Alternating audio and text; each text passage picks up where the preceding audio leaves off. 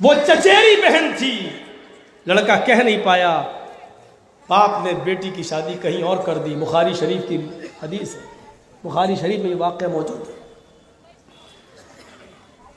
چند سالوں کے بعد 2-3 بچوں کی ماں بن گئی وہ لڑکی. اس کا شوہر بیمار ہو گیا, چارپائی سے اٹھنے کے لائق نہیں رہا, بستر پکڑ لیا. بچوں پر بھوک کی نوبت آ گئی. اس نے سوچا کہ میرا چچیرا بھائی تھوڑا پیسوں والا ہے, امیر ہے, چلے اس سے جا کے تھوڑی سی مدد لے لیں. وہ آتی ہے, دروازہ کھٹکھٹاتی ہے. چچیرے بھائی نے دروازہ کھولا, سامنے دیکھتا ہے کہ میری چچیری بہن کھڑی ہے. اندر آؤ. کیسے آنا ہوا؟ اس نے بتایا تم تو جانتے ہی ہو کہ تمہارے بہنوئی کے بستر پر پڑے ہیں, اٹھنے کی طاقت نہیں ہے. میں عورت ذات ہوں, کتنی محنت کر سکتی ہوں. شوہر کی دوا اور علاج بھی کرانا ہے اور بچوں کا پیٹ بھی پالنا ہے. غریبی نے مجھے پکڑ لیا ہے, غریبی نے مجھے جکڑ لیا ہے. بچوں کی بھوک اور پیاس نے مجھے مجبور کر دیا ہے, اس لیے میں نے آج تک کسی کے سامنے ہاتھ نہیں پھیلایا ہے. تو میرا چچیرا بھائی ہے, تجھ سے تھوڑی سی مدد لینے آ گئی ہوں. زکوٰۃ کا ہو, خیرات کا ہو, صدقے کا ہو, کچھ بھی ہو تیرے پاس تو میری مدد کر. رشتہ داروں میں زکوٰۃ خیرات دینے کا ثواب زیادہ ہے. تم ہماری مدد کر سکتے ہو. میں تمہاری رشتہ دار ہوں, میں تمہاری چچا کی بیٹی ہوں. اچھا ایک بات اور یاد رکھیے, یہ ہمارے یہاں چلتا ہے. ہم سے جو چھوٹا بھائی ہے میرا, وہ میرے بچے کا چچا ہوگا. لیکن اگر کوئی بڑا بھائی ہے ہم سے, تو اس کو کیا کہا جاتا ہے؟ بڑا باپ یا تایا, یہ جملہ کہا جاتا ہے. لیکن معاف کیجئے گا, حدیث کے اندر یہ بڑا باپ چھوٹا باپ یہ کچھ نہیں ہے. وہاں بڑا ہو یا چھوٹا ہو سب چچا ہے. ہم لوگوں کی لغتیں الگ ہیں نا, ماحول میں رہتے ہیں نا. اللہ کے رسول صلی اللہ علیہ وسلم کے جو باپ تھے عبداللہ, وہ اپنے 10 بھائیوں میں سب سے چھوٹے تھے اور ان کا انتقال ہو گیا. تو غور سے اگر دیکھا جائے تو عبداللہ جو نبی کے باپ تھے ان سے بڑے تھے سب. ابو طالب بڑے تھے, حمزہ بڑے تھے, عباس بڑے تھے, سب اللہ کے نبی کے باپ سے بڑے تھے رشتے میں, وہ عمر میں سب بڑے تھے. لیکن اللہ کے رسول نے سب کو چچا کہا, سب کو. حمزہ چچا, ابو لہب چچا, عباس چچا. اس کا مطلب یہ ہوا کہ بڑے باپ کو بھی چچا ہی کہنا چاہیے. شریعت کا تقاضا یہی ہے. ہماری اور آپ کی ڈکشنری الگ ہے. کیا یہ بڑا باپ ہے, چھوٹا ہے تو یہ کوئی نہیں کہے گا یہ چھوٹا باپ ہے, یہ کہے چچا ہے. دیکھیں عقل دیکھو, ہماری بھوسا بھرا ہے. ارے جب ہم سے کوئی بڑا ہے تو وہ بڑا باپ ہو گیا میرے بیٹے کا. لیکن ہم سے جو چھوٹا ہے تو قاعدے سے کہنا چاہیے نا کہ چھوٹا باپ. تو چھوٹا باپ کوئی نہیں کہتا, نہیں چچا. چھوٹا باپ کہنے میں اچھا نہیں لگتا, بڑا باپ کہنے میں اچھا لگ رہا, تو کہنا چاہیے نا بڑی امی. اب جو اس سے چھوٹی تو اس کو کہنا چھوٹی امی. تو چھوٹی امی کوئی نہیں کہے گا, چچی. یاد رکھیے میری ماں سے بڑی کوئی بہن ہے تو وہ بھی میری خالہ ہے, اور میری ماں سے چھوٹی کوئی بہن ہے تو وہ بھی میری خالہ ہے. اسی طریقے سے کسی سے بڑا کوئی بھائی ہے تو وہ بھی میرے بچے کا چچا ہے, اور مجھ سے چھوٹا کوئی بھائی ہے تو وہ بھی میرے بچے کا چچا ہے. اس کو بدلنے کی کوشش کرو اگر رواج بنا سکتے ہو ایسا. تو اسی لیے میں کہہ رہا ہوں چچیری بہن, چچیرا بھائی, کیونکہ دونوں ایک دوسرے کے چچا, چاہے چھوٹا ہو چاہے بڑا ہو. بڑے ابا کی بیٹی, بڑے, یہ کچھ نہیں. چچیری بہن, چچیرا بھائی. تو کہتی ہے کہ میں تیری رشتہ دار ہوں, جو بھی دینا چاہے دے دے. اس نے کہا ہے میری چچیری بہن, آج میں تم سے اپنے دل کی بات کہنا چاہتا ہوں. جی بولو بھائی کیا بات ہے. آئے میری بہن, میں نے میں تم سے بے حد پیار کرتا تھا، شادی سے پہلے بھی میں تمہیں دل و جان سے چاہتا تھا، میں تمہارے ساتھ نکاح کرنا چاہتا تھا، لیکن میں نے سوچا کہ ابھی تمہارے ابو تو کچھ ٹائم لگائیں گے نکاح کرنے میں، کوئی اچھا موقع ہوگا تو ہم دیکھ کر ان سے بات کر لیں گے یا تم سے ہی کہہ دیں گے، لیکن ایسا موقع نہیں آیا، اور ایک دن پتہ چلا کہ آپ کا رشتہ طے ہو گیا اور نکاح کر دیا گیا۔ اس دن مجھے بہت تکلیف ہوئی، لیکن اے میری چچیری بہن، محبت مجھے آج بھی ہے تم سے۔ اب نکاح تو میرے ساتھ نہیں ہو سکتا کیونکہ تم کسی اور کے نکاح میں ہو، لیکن ہاں محبت دل میں ابھی بھی ہے، اس لیے میں تمہارے سامنے ایک پیشکش رکھتا ہوں، آج کی رات تم میرے بستر پر آ جانا، میں تمہاری مدد ابھی کیے دیتا ہوں، اور آج کی رات ملنے کا وعدہ کرو۔ اس نے سمجھایا،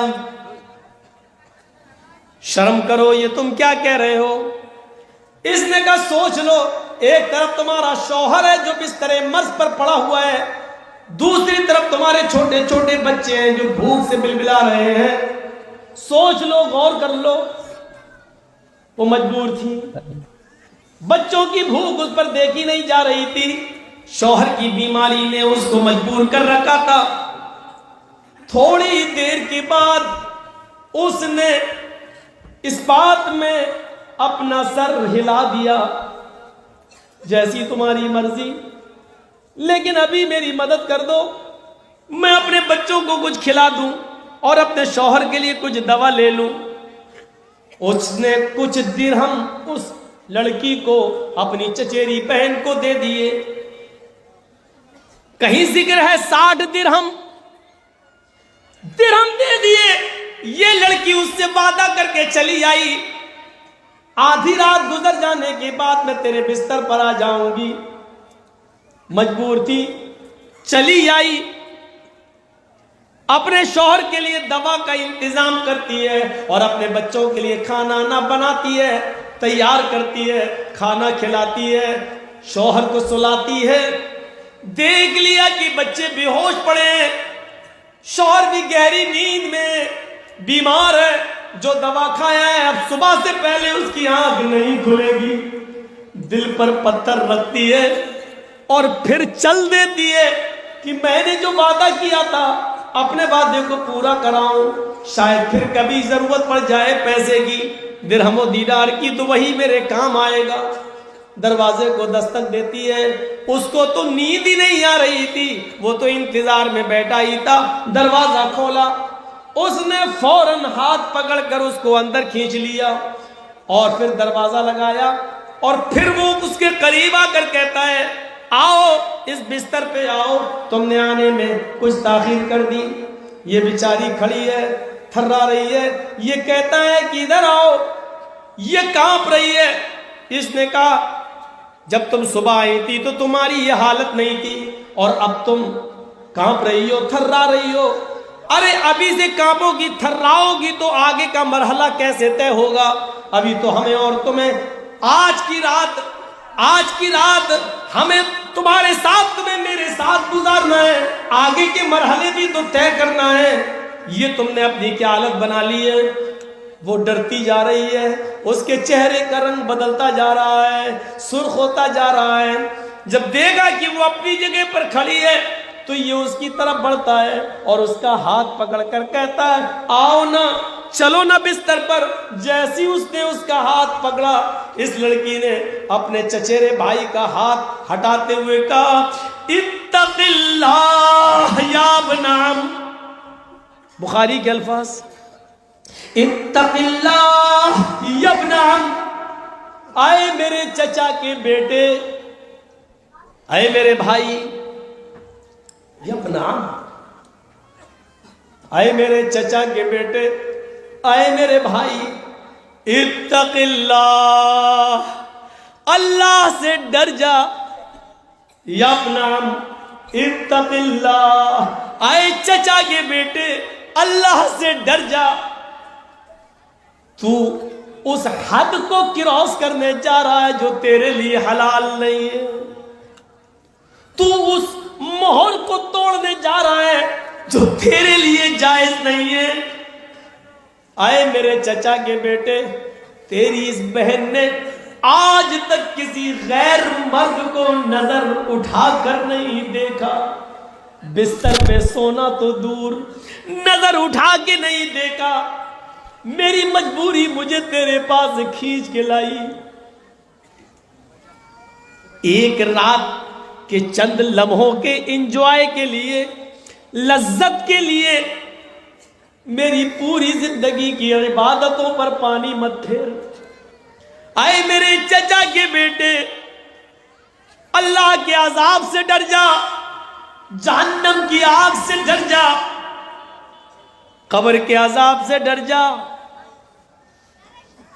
آئے میرے چچا کے بیٹے، اللہ کا خوف اپنے دل میں پیدا کر۔ صرف ایک ہی جملہ بولا، اتق اللہ، اللہ سے ڈر۔ اللہ اللہ نکلتے ہی کانپ گیا۔ جس نے پوری زندگی گناہوں میں گزاری ہو، لیکن آج اس کے سامنے اللہ کا لفظ اس اسٹائل میں آیا کہ وہ کانپ گیا اور کہنے لگا، میری بہن تم ٹھیک ہی کہہ رہی ہو، تم تو ایک کام پر، اور وہ بھی ابھی کیا نہیں ہے، تم تو ایک غلط کام پر، حالانکہ ابھی وہ تم نے کیا بھی نہیں ہے، اتنا ڈر رہی ہو۔ ہائے میری تو ساری زندگی گناہوں میں چلی گئی، میری تو ساری زندگی گناہوں میں ملوث ہو گئی۔ تم تو ایک کام پر اتنا ڈر رہی ہو، حالانکہ وہ کام ابھی تم نے کیا بھی نہیں ہے، اتنا ڈر رہی ہو، کانپ رہی ہو، مجھے کتنا ڈرنا چاہیے۔ اے میری بہن جا جا، وہ میں نے 60 درہم تجھ پر چھوڑ دیے، اور ضرورت ہو تو اور لے جانا، جا، میں تیرے ساتھ اب غلط کام کا ارادہ نہیں رکھتا۔ کہنے لگی، کیا یہ میرا وہی بھائی بول رہا ہے جو ابھی میرے جسم کے ساتھ کھیلنا چاہتا تھا؟ ہاں میری بہن، یہ تیرا وہی بھائی بول رہا ہے، تو جا سکتی ہے، مجبوری ہو تو پھر چلے آنا، میں تیری اور مدد کر دوں گا۔ وہ جانے لگی، دروازے کے قریب پہنچتی ہے، جانے لگی، پیچھے مڑ کر اپنے بھائی کو پھر دیکھتی ہے، کہتی ہے میں جا رہی ہوں۔ اس نے پھر مڑ کر کہا، آئے میری بہن جاؤ، لیکن ایک گزارش ہے تم سے۔ کہا کیا؟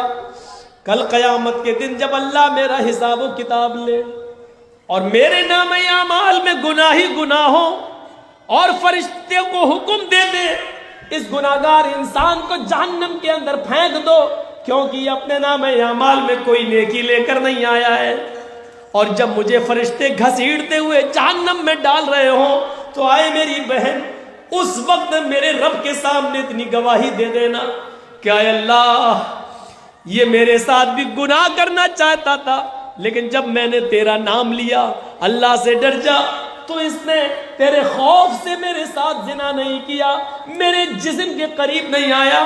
اگر میرے ساتھ زنا سے بچانے والا اس کو کوئی چیز تھی تو وہ تیرا ڈر تھا، تیرا خوف تھا، تیرا خشیت تھی، تیرا ڈر تھا۔ بس اتنی گواہی دے دینا، شاید تیری گواہی سے اللہ کو رحم آ جائے اور وہ مجھے بخش دے۔ یہ کہہ کر اس کو رخصت کر دیا۔